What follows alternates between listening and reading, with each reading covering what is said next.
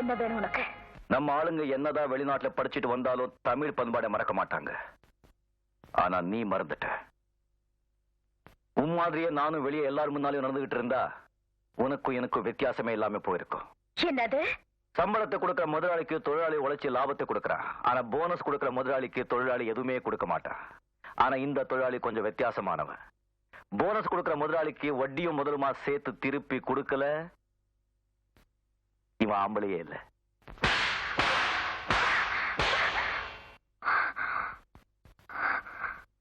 என்ன வேலை விட்டு தூக்கி உள்ள என்ன நடந்ததுன்னு வெளியே யார்கிட்டயும் காட்டிக்காத.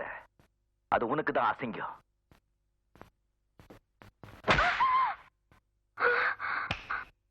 தெரிஞ்சதா?